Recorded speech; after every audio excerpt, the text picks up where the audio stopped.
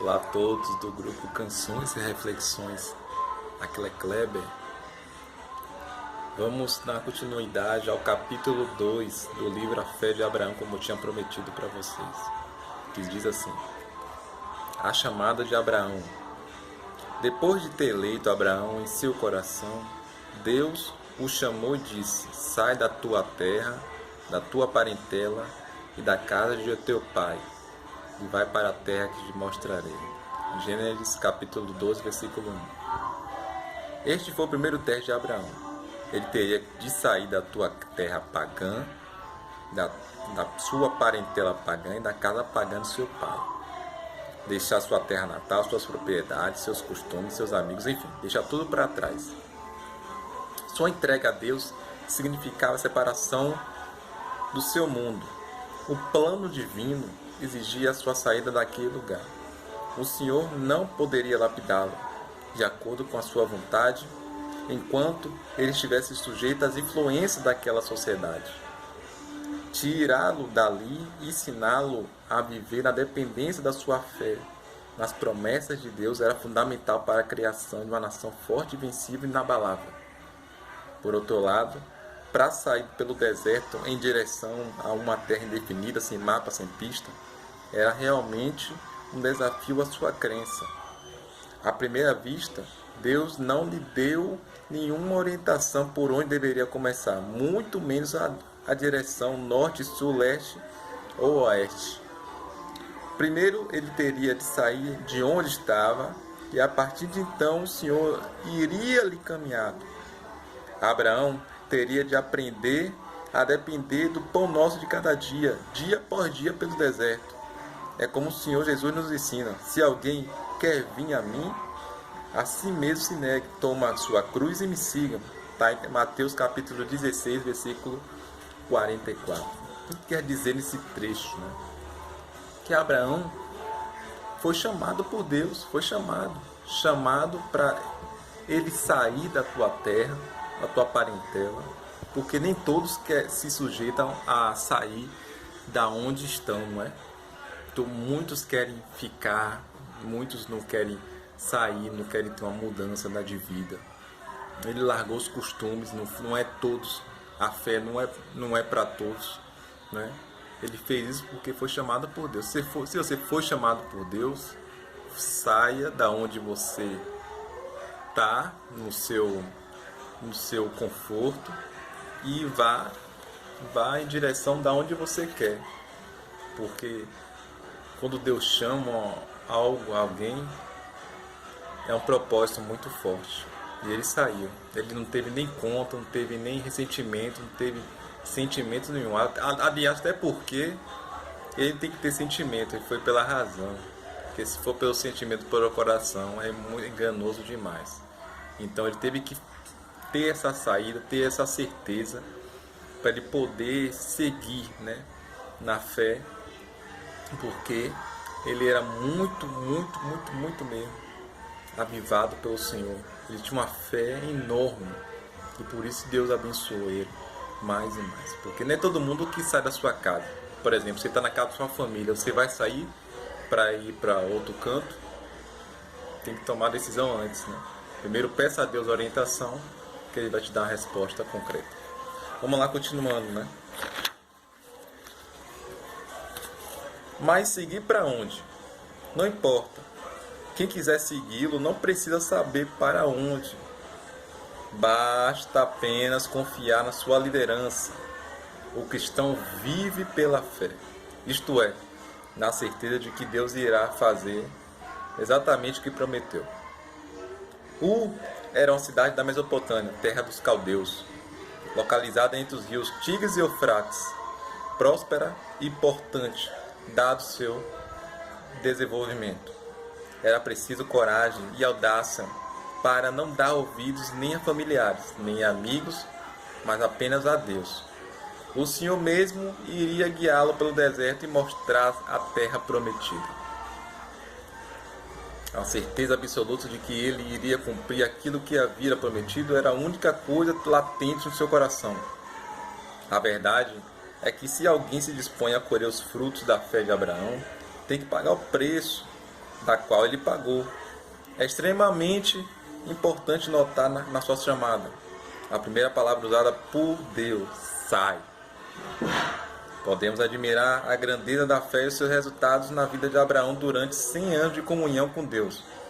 Mas não podemos esquecer que a sua primeira atitude em relação ao Senhor foi sua obediência irrestrita quando deixou sua terra, sua parentela e a casa do seu pai.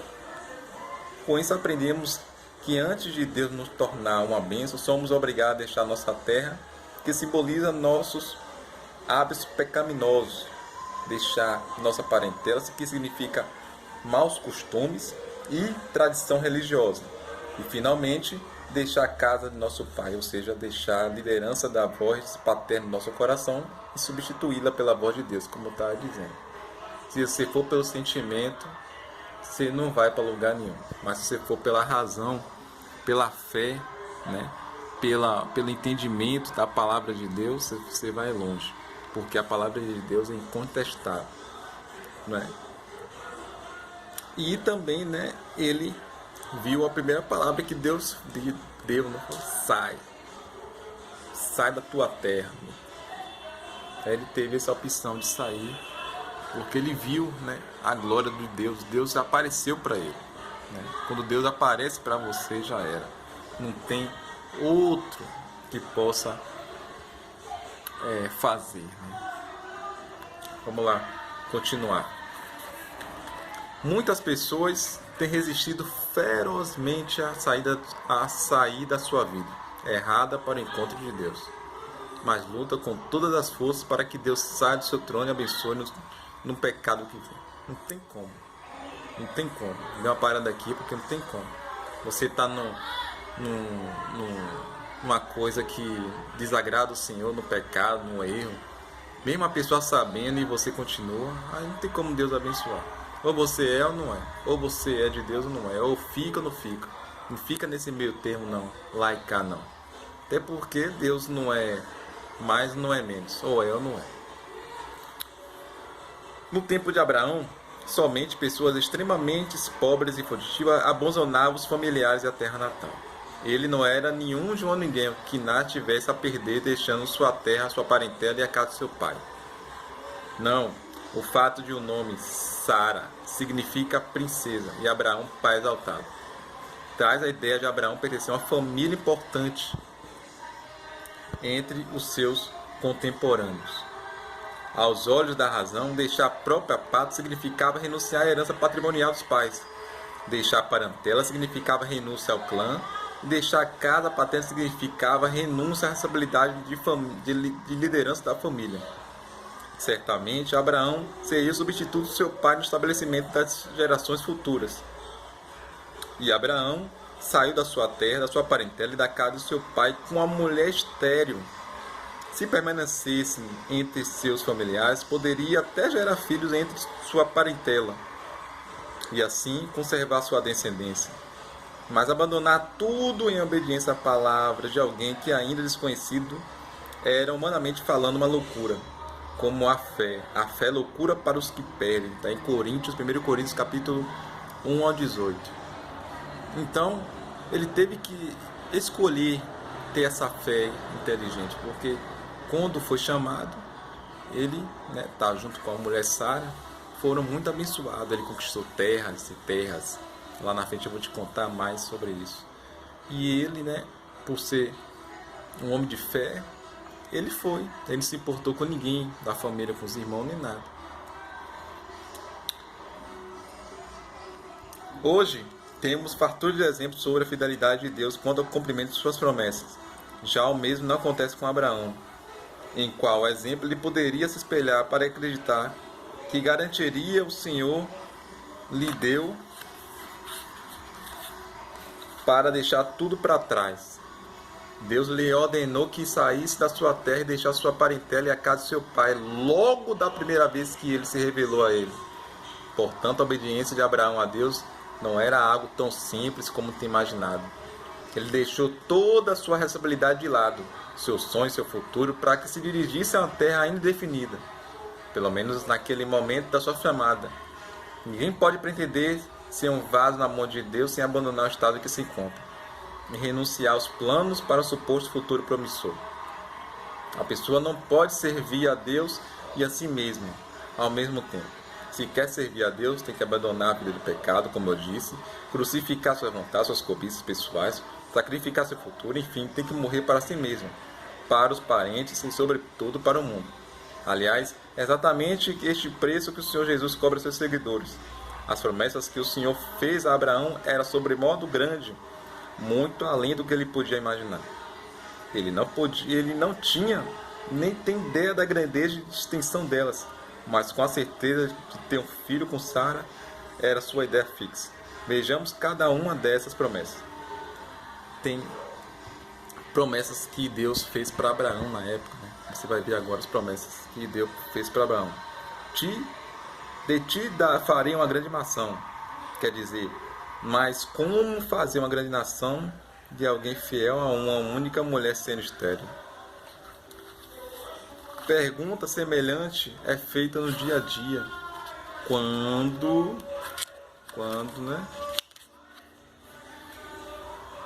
uma pessoa se depara com um problema insolúvel ou uma doença incurável.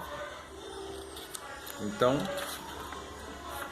essa é a lição, né? De te farei uma grande nação.